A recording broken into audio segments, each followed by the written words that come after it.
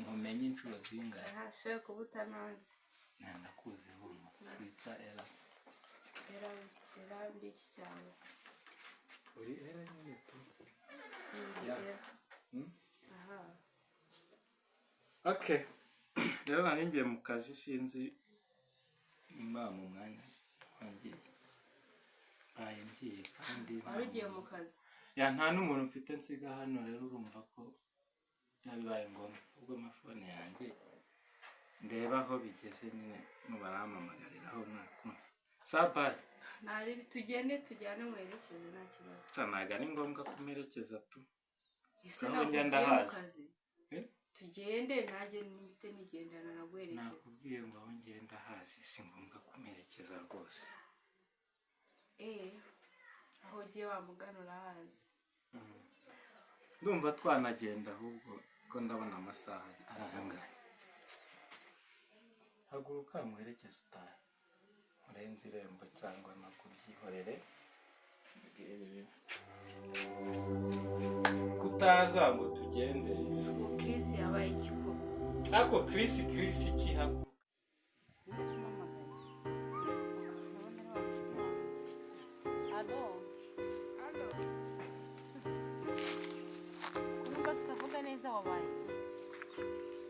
uri mu rugo sawa nsanga ndi ruguru mu rugo gashyamba impande y'igipangu niho nicaye ndi gusoma ijambo ry'Imana se tuganire sawa ndagutegereje sana nawe wabaye Imana yanjye ko numva yarakaye bitava mu kanwa birabyana biba amaraso kamutegereze ariko nakonje Imana irabizi byose ibitubabaza Imana ibibizi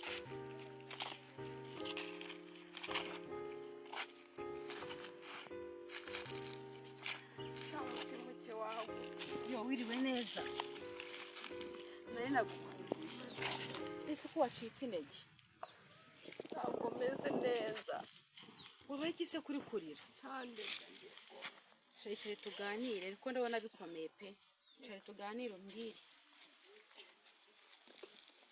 oyisomeze utenge ubwoko byanyu byemeze neza ndashima Imana ahubwo ewe nawe uribuka ko Imana ibaho ngiye banzara nanyibagiwe rwose oya naga Imana igitererana bayo ahubwo se wabaye iki usibire kumbahira bizi ngo naga Imana igitererana bayo uyu Imana irabizi izi byo twibwira izi byo dutekereza tutarabitekereza ahubwo wabaye iki mbwira iki cyakubabaje uko Chris yanyanze oya ntabwo bibaho ntabwo Chris yakwanga Chris nankoriye noneho mana we byagenze tese nshuti yanjye Chris ngiye kumusura nyine amaze iminsi atamvugisha atamamagara namuhamagara fone nayifate ariko oya banza utuze umbwire tuze umbwire nawe ubundi soye ntabwo uri kubyumva yakwanze Chris nakunze Chris nizeye ibintu ankoreye nizere ko urimo kunyinisha ntabwo ndi kubyumvisha ntabwo uri kubyumvisha se ntabwo ubyumva Chris uzi yakwanze Chris ndagiye Chris nzi nk'umukunzi wanjye umva habe no kunsuhuza nirahumura hejuru y'ibyo byose bikurushya hejuru byose ubona ko bidashoboka hari imbaraga z'Imana ahubwo reka nkubwire waruje ndi mu bihe byo gusenga Imana se ubu ngubu Imana byabaye itabireba banza utuze nkubwire ijambo ry'Imana rimbwira neza ko nta kigabo kizabura ikigore cyacu turumvikana Chris rero nimba ari uwawe ntabwo yagenda cyanjye banza kitagihari oya tuze umutima ahubwo twizerere mu Mana reka mbanze nkubaze wari uzi ko uzahura na Chris ntabwo nzi ko tuzahora ko se mu gihe duhuye noneho akagenda mureba hanyuma se uko utari uzi ko muzahura niko utazi nuko uzagaruka ariko ngende umva mu mutima wanjye nize ko Chris azagaruka ahubwo reka dusenge Imana ariko nawe ushaka kuba warabigizemo uburangare bose Imana hari icyo yakora Imana ijya ibasha gukora ibyo tubona ko bidashoboka imbere yayo birashoboka tuzi umutima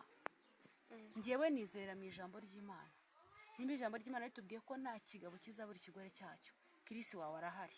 Ahubwo reka tuzi Imana nyine nsengera Imana wenda igira icyo ikora njye rwose naje. Wemera ko Imana ishobora byose? Ndabyemera ariko wemera ko Imana ishobora gufata Kirisi wawe ikamuhindura kongera akagaruka? Nimuhindure ndabona yagiye pe. Okay, kuva ubyemera rero tugiye gusenga Imana. Ubundi utuze, Imana izabikorera kuyubahisha.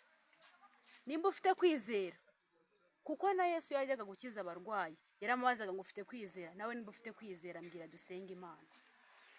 Ndabyizeye kandi ndakwizeye nk'inshuti mfasha. Ngo mfata mu kiganza dusenge.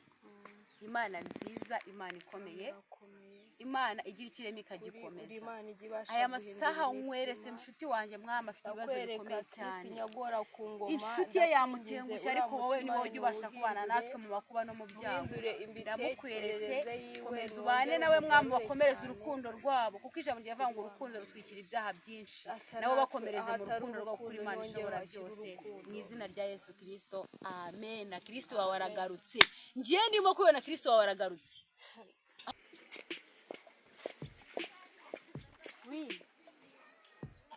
No se Chris, ko nari kukubona wowe wandangiye uri hehe? Musange ahandi nyuma y'urugo rwawe gikunda kuba uri bugamya akazuba. Okay, nari bindaje kandi mugere wongeye kwakira. Sawa. Hari igihe umuntu agira umunsi mubi rwose bikanagaragara. Kunyura umukobwa ngo ni araza kunesha umutwe mu nzu yanjye niyubakiye. Asundi buri yarebye abona ngewe ndi ku rwego rwe cyangwa nyiri kuri size hafi bana. Umwana naramubonye ni Kesi ni umutoto uri hoti wa undi ewana ushyushye nyine uberanye n'umutipe nkanjye ufite ibice. Yego si byinshi ako bike mfite biramagije. Asundi wigena mpamagaye ubu ngubu yari biratebuke ndebe ko urukumbuzi mfite basi uyu munsi hari na gatari bugabanyeho. Ntari bitu ndaje ndamurindira yaze ejo n'inshake hano nicaye marari ariko ndahava ari uko mubonye tu. Ewa ndi umutipe uri mu rukundo, naho nyuze hose bamwe barabona ko ndurimo kabisa. Nahueraga n'umwana uri ho tarashyushya ameze neza.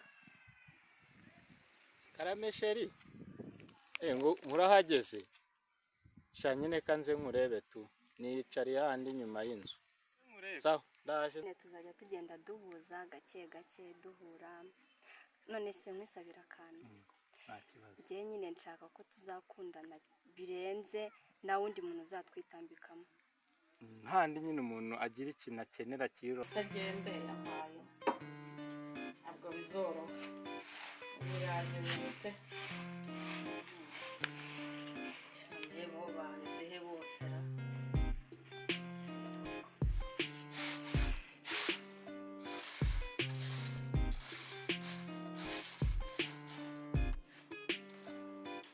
Ariko noneho abantu banjye baheze. Nana ndumiwe. Umukobwa ndamubuze se ndamubuze ibi nikira. Iriwe.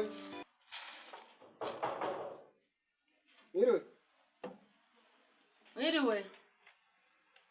Mwinjire. Ese ni wowe mutwaye. Mwiriwe madamu. Mwiriwe cyane. None se amakuru. Nose ko nduzi gutora ibishyimbo kandi nduzi bwije meze bite? Ndazinduka ngenda kandi mu nkono byashizemo nagira ngo nze kubisigira umwana. Ndare mbitoye nze kubisigira umwana bishyireho. Ndumva nanjye meze nabi ahubwo nanjye uraje kureba uko ngenza ndumva bimeze nabi ahantu ndi ndumva bimeze nabi ukuntu. Oya nta kibazo rwose birateguye ariko ahubwo mbwira n'ukuri. Ariko se nimba ntaguciye mu ijambo harya umukobwa wacu amakuru ye meze ate? Oya reka tube turetse iby'umukobwa tubanze tuvuge ku bintu byawe nari ndiho mbyibazaho. Ni ukuri mu byo nibazaga nabyo nabyibazagaho. Harya ubu koko ko ndeba ibintu by'agacupa n'akagoroba wabigize kire. Urabona ibi bintu maze umwanya iyo umuntu ari wenyine abasha gutekereza cyane, nitekerezaho, ntekereza iby'urugo rwacu, ntekereza aho tuva n'aho tujya, ntekereza ibyo dufite, ntekereza ibyo tudafite uko tuzabigeraho. ndavugana noya tugomba kubiganiraho ibi bintu bigahinduka. agacupa nkwa niko gatuma urugo rwacu rusubira inyuma ko uducupa tubiri.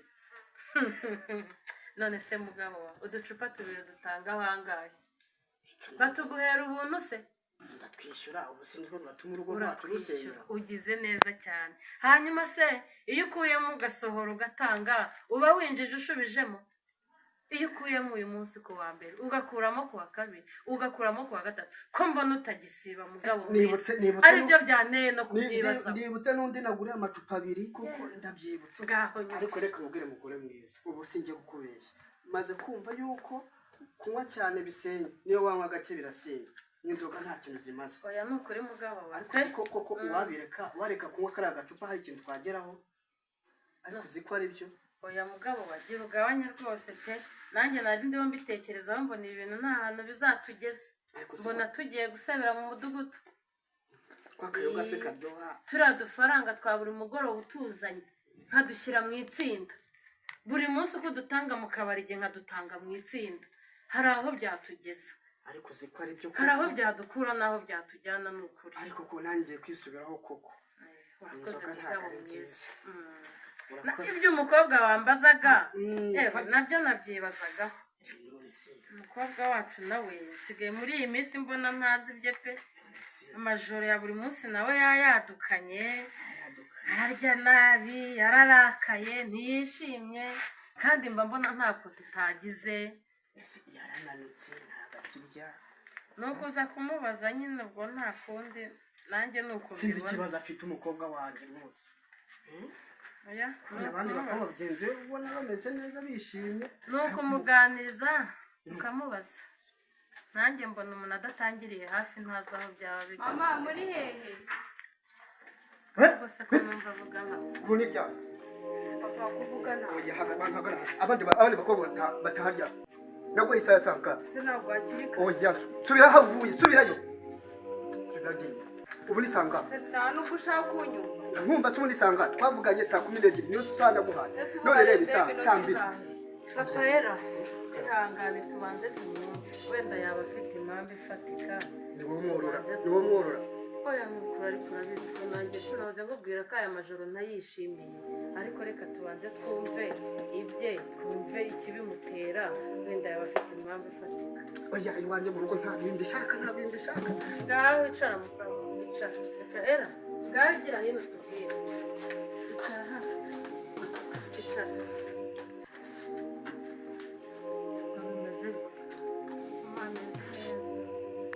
Bimeze neza. Ubwo se papa ko avuga nabi cyane bimeze bite?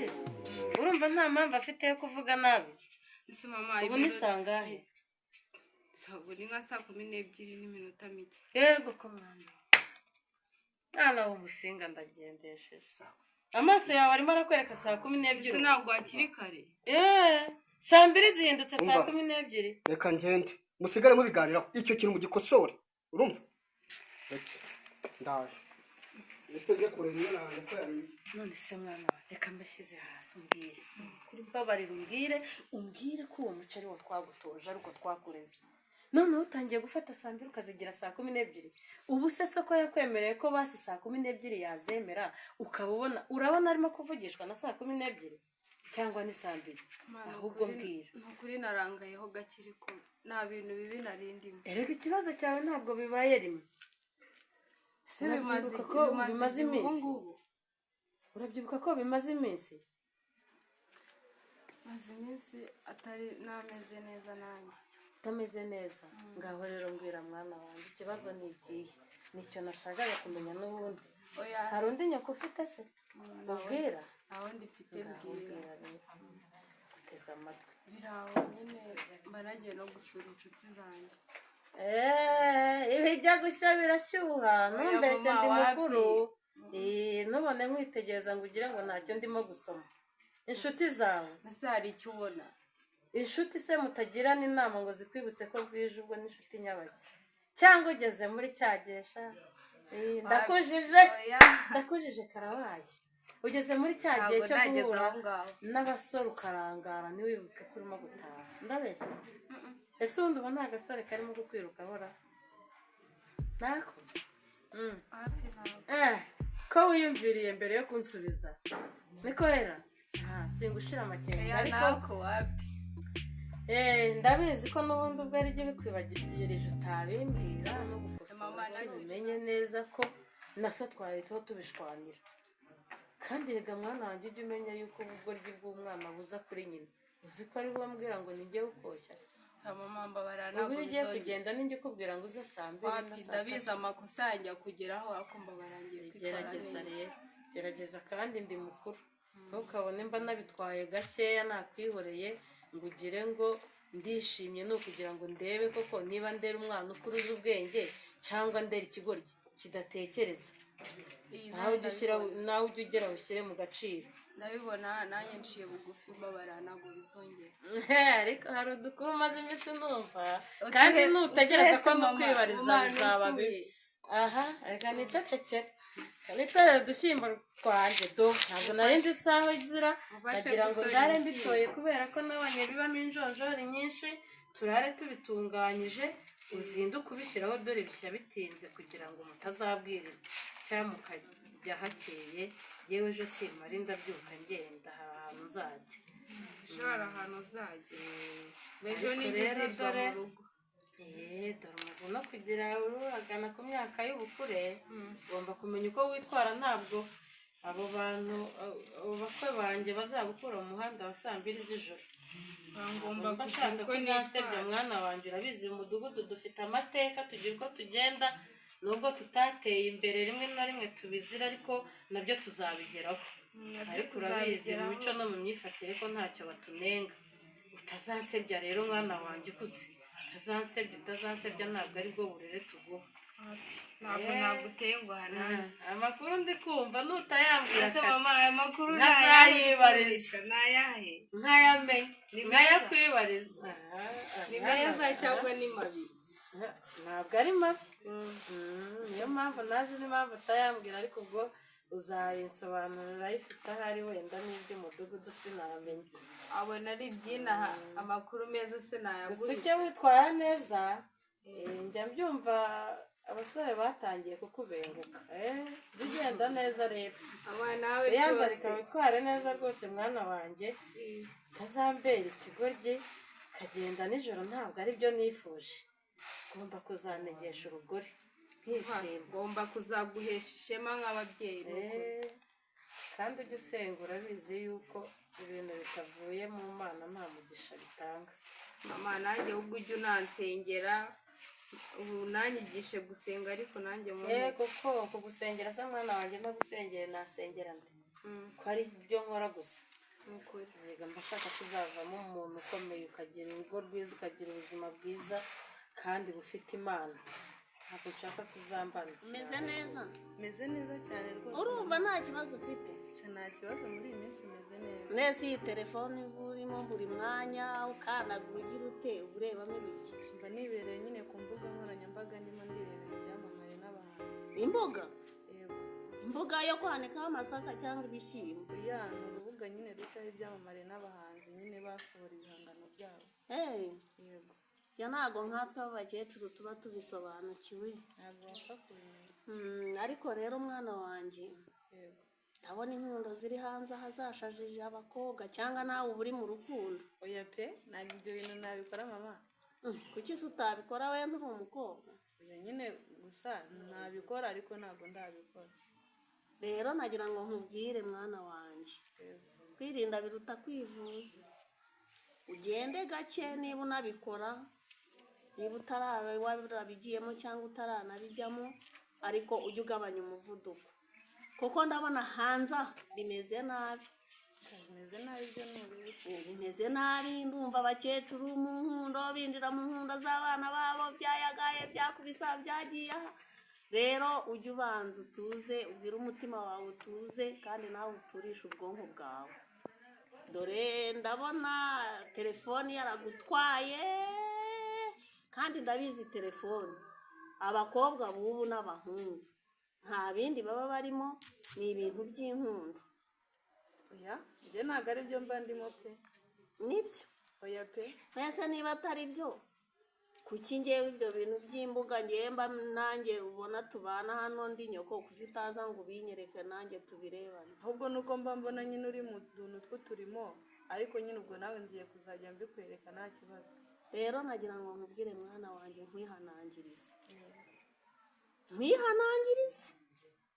ninkumvaho ibintu nk'ibyo ndi kumva hanze hano ntago tuzacana uwaka. ugomba kugendera mu murongo ngenderwaho ukagendera mu mabwiriza ukagendera mu kinyabupfura nkutoje.